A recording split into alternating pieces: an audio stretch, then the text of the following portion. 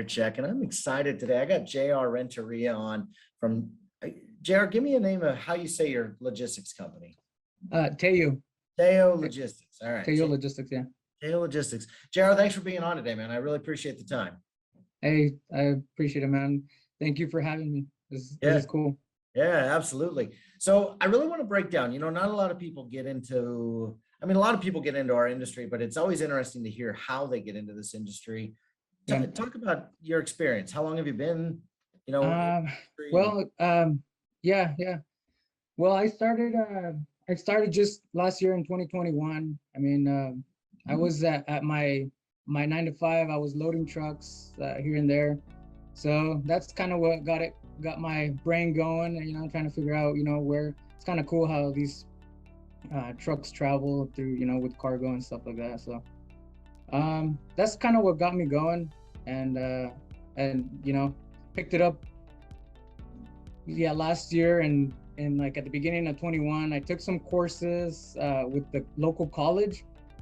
I decided I didn't want to jump into this industry just and without learning anything, so try to get a little bit of how things run and stuff like that. And yeah, man, I did.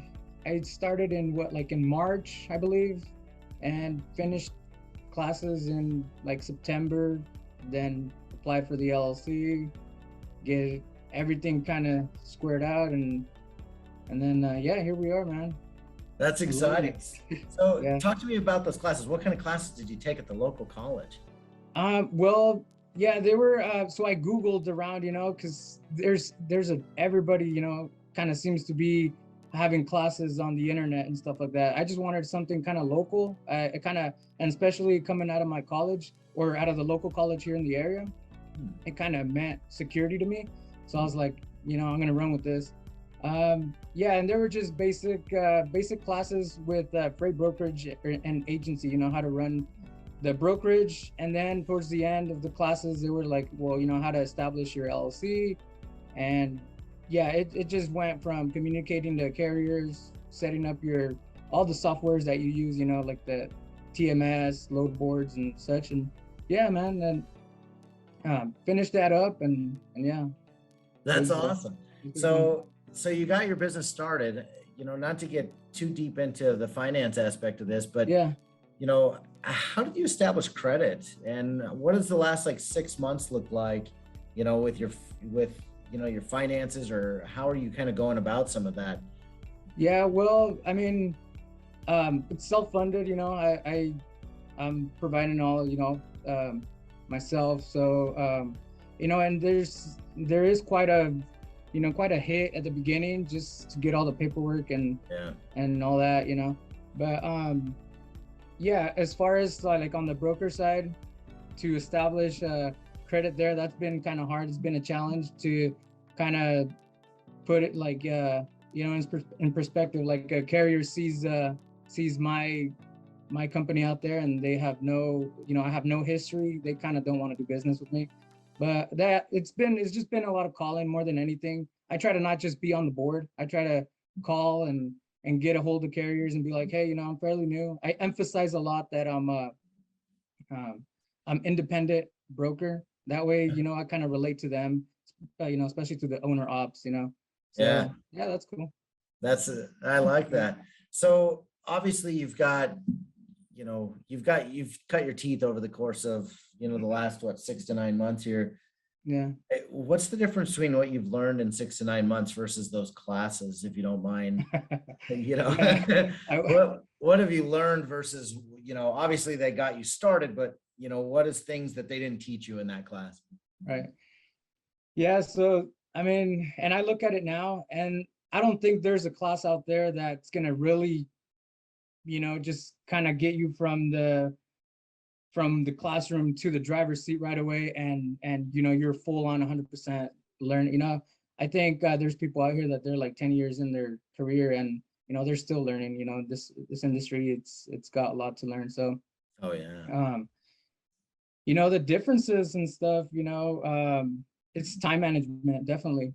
Time management and communication, on the courses, they say, oh, get a hold of so-and-so, and you know, to get your accountings and, you know, pretty much it's calling people and, you know, they respond according to the class and, you know, you have to just call multiple times and stuff like that. But yeah, it's not really like that. Kind of reality is like you call someone and then they don't pick up and then it's like months before they pick up.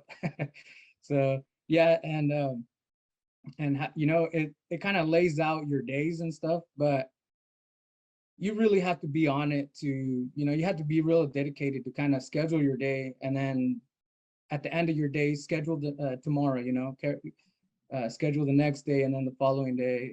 Yeah, it's a bit challenging, but yeah, it's a difference, you know, that I noticed the most, you know. Yeah. Yeah. Yeah, it's interesting trying to be intentional with your time. Yeah. It's truly one of those things that can be an art. I mean, it's not an easy thing. You can get pulled in so many different directions. Sometimes Right. even motivation at your house or your office by yourself, that can be challenging too, right? Yeah. It's just one last TikTok, it's one last show on ESPN, whatever it may be. How have you maintained motivation, you know, starting this up by yourself?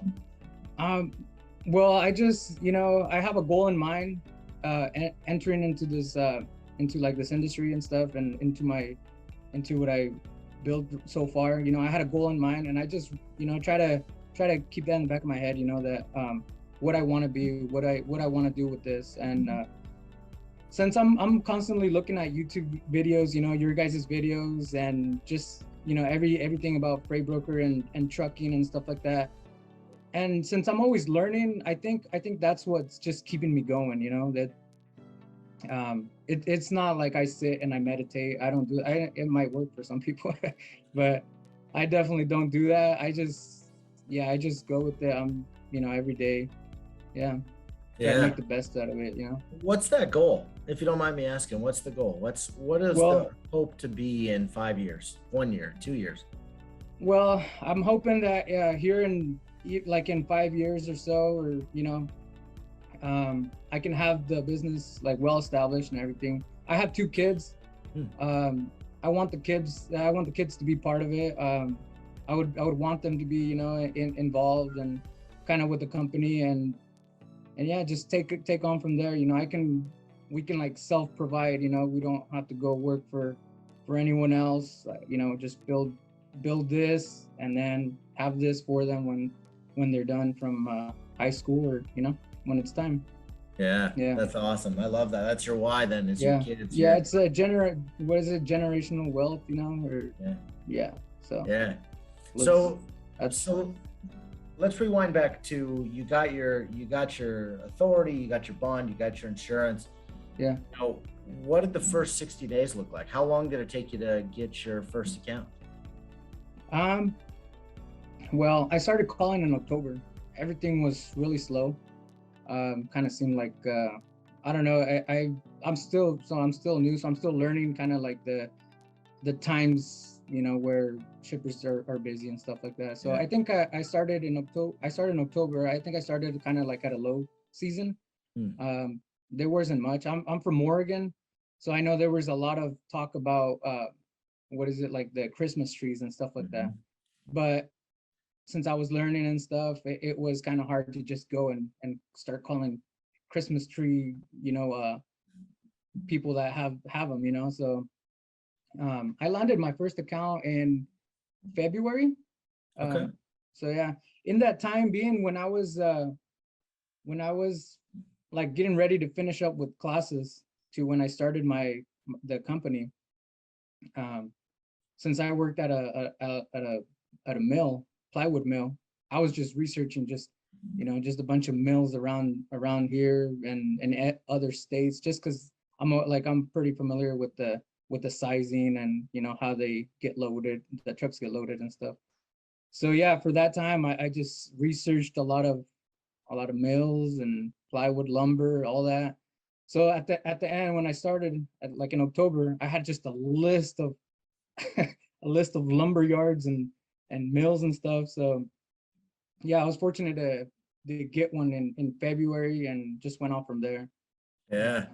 That's good for you. How much of you being able to load trucks or understand, what it takes to have that type of equipment. How much has that experience has really played a key role in your success, or has it at all?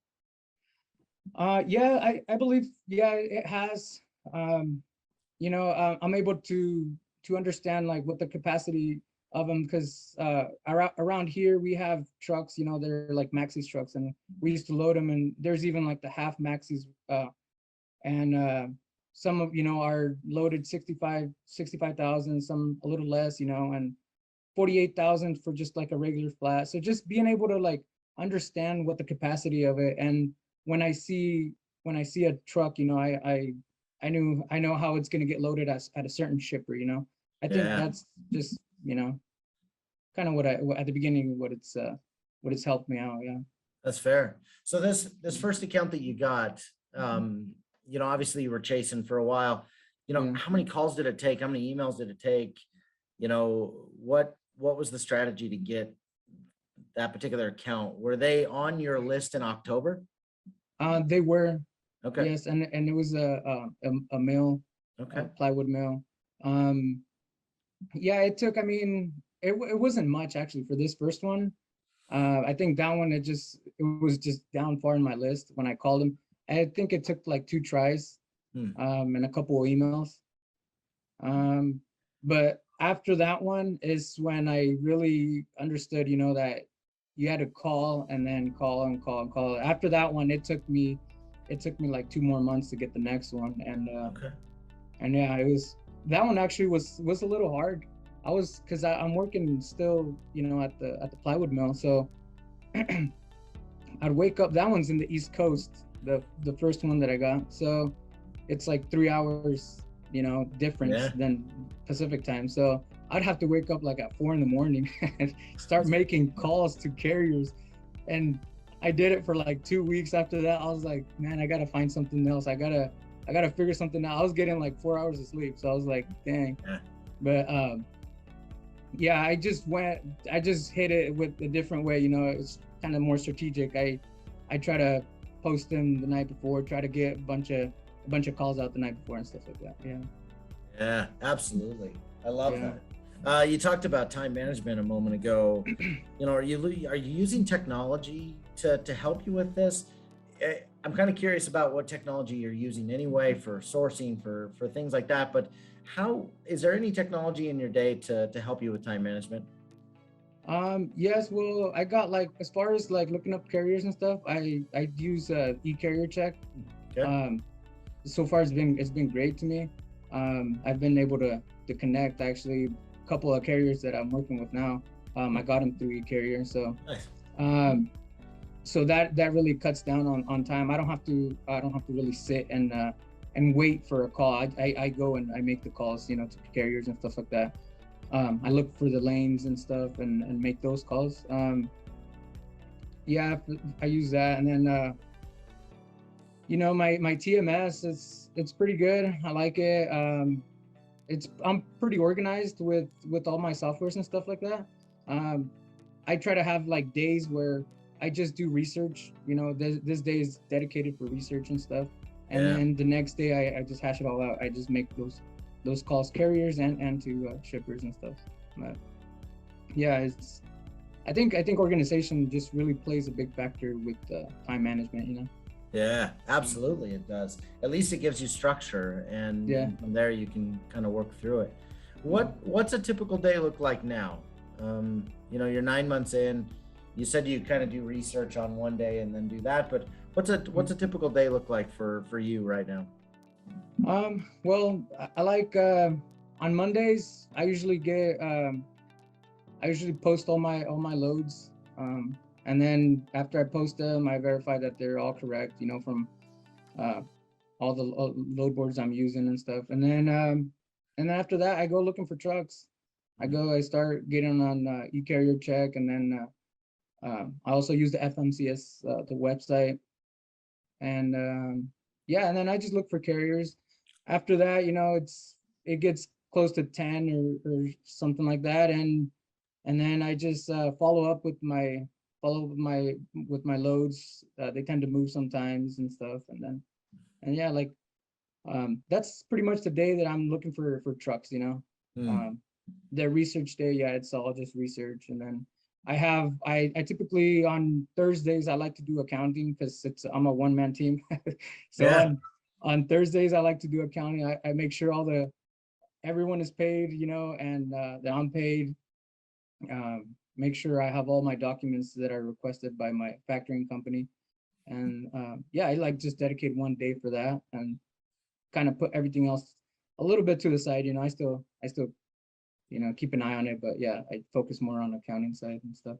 Yeah, that's fair. Yeah. Are you finding, obviously it's a little bit of a grind, but are you finding that there are some freedoms that you wouldn't think through as far as being an entrepreneur? Are there freedoms that you're seeing yet, or are you still in such a deep trench of trying to get the company up and going? What are you feeling right now from the journey you're at right now?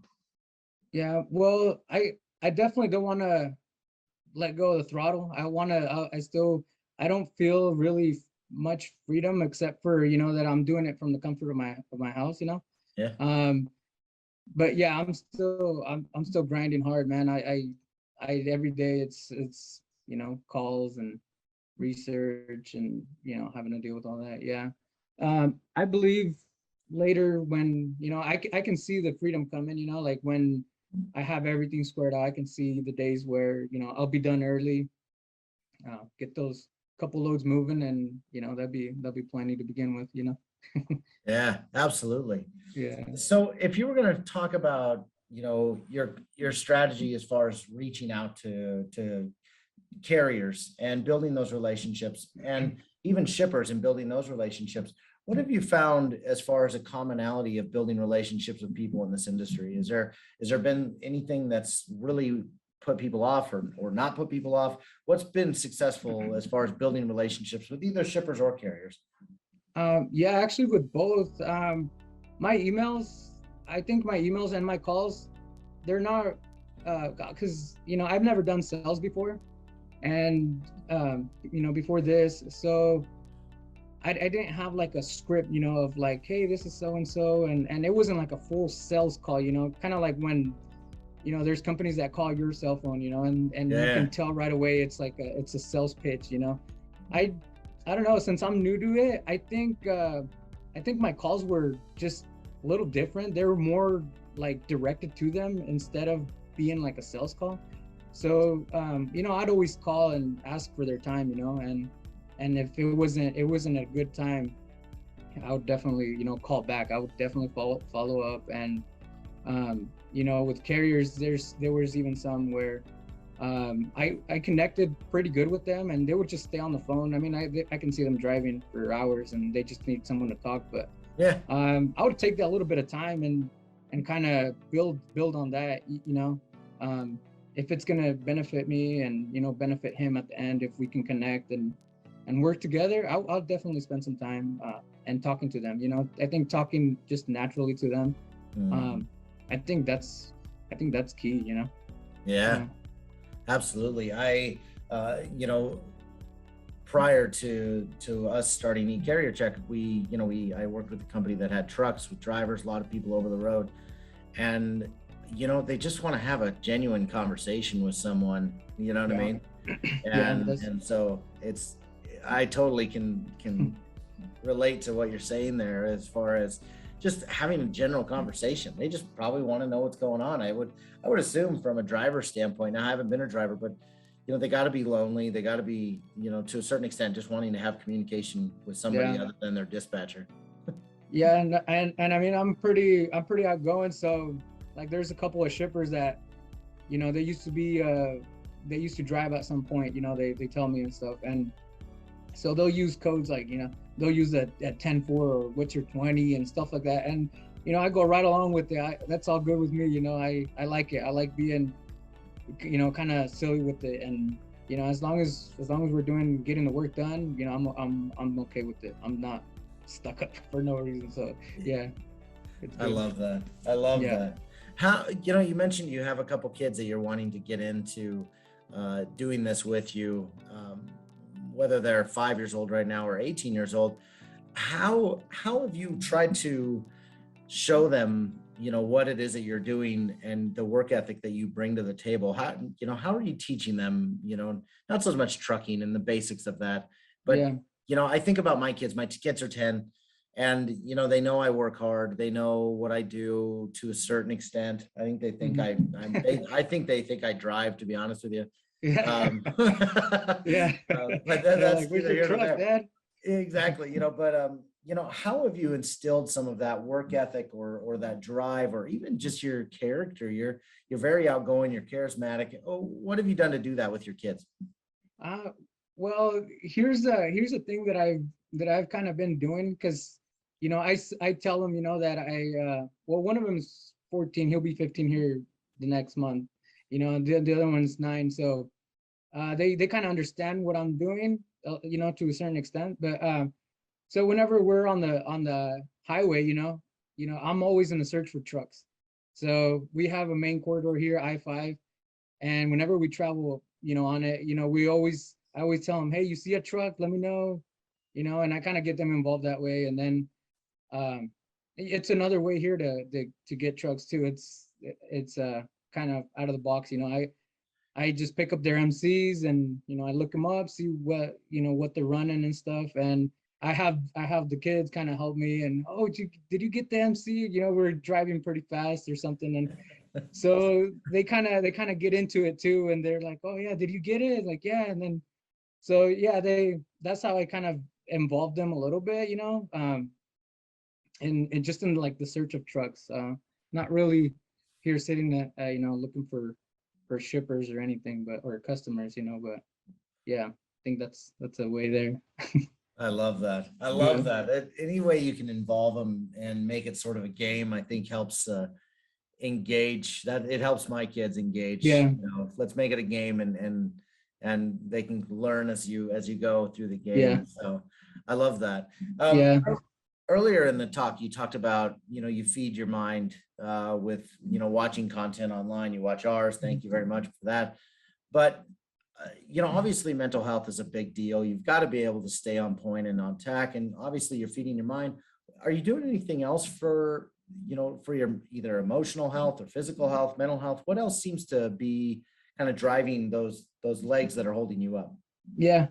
Well, I love to work out. That's one thing that I've done for the last, I don't know, like 4 years or so. I've been on and off. I take breaks and stuff like that. But I love working. I love lifting weights and stuff. So, okay. When COVID hit, I kind of invested on like a home gym, and so I'll take breaks. I'll take an hour break. I'll hit the gym, lift some weights, and listen to some music, and that kind of gives the mind that pause that I need, I think, in order for me to come back with the kind of like a fresh, with the refresh and all right, let's go, and yeah, I like doing that. I also, I'm kind of a truck addict. I have a couple of trucks. I like to do some work on them and stuff like that. So I'm always kind of busy, even when I'm not here, working at I'm doing other stuff, to keep me going, keep me busy keep my head somewhere else, Yeah, good for you, man. I think that's really important to work out. I walk a lot. That's how I consume books. That's how I consume content. And yeah. And so, I think feeding your mind and working out honestly, they're two humongous parts of your life. Yeah, like in the workout, like kind of for bodybuilding and stuff like that, just in general, you tend to, lift weights, your body loses calories, and then you have to feed it. And then with a good meal, all that falls perfectly for like sleep time, and so it's really good for just anybody out there, working out and then eating healthy. You get good sleep, and then if you get good sleep, you have a good day of production. Yeah, so. No, that's I can't agree with you more. That's awesome. I love that. Yeah. Give me an understanding of the name of your company. What drove that particular name? Well, it's the Tello. It's in Spanish. It's Tello. It's for it's for my dad, you know. His name is Eleuterio, the same as mine, Eleuterio. I go, you know, with Junior by just, it's a lot easier. So yeah, it's Teyo is just kind of short for, you know, Eleuterio. So like all the elderly people, like my grandma and my grandpa, they always, they call my dad Teyo. So I kind of wanted to have something that too kind of pushes me every day, you know, that, you know, it's for my dad, you know. And so yeah, I that's basically the purpose behind the name there. That's awesome, man. Well, I love the logo. I like the gold with the blue. I think it looks legit.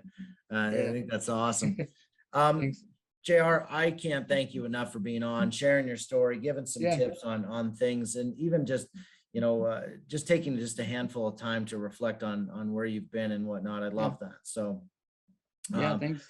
how, you know, if somebody wanted to sign up as an agent or wanted to come talk to you, work with you, how do people get in touch with you? You know, what would be the ultimate goal? Yeah, you can find me on LinkedIn. I'm on LinkedIn under just Junior Renteria. Find me there, and then you can find me on Instagram as well. I can go ahead and leave the links as well, so that it makes it easier for them. I'm on Instagram with just Junior Renteria as well. Yeah, and then you can get a hold of me that way, or you know, you send me a quick email. I can leave my email as well, and I'll leave that link there. We'll put it in the notes too as well. So I really appreciate your time and effort. I really I love your story, man, and what you're doing. Keep grinding, because the legacy of not only your father but having those kids there is really important. Man. Yeah, I think that's great. Yeah. Thank you. Thank you. I appreciate it. Thank you for having me. Yeah. Love it. It was fun. Absolutely. Take care, man. You have a good day. Okay. Yeah. See ya.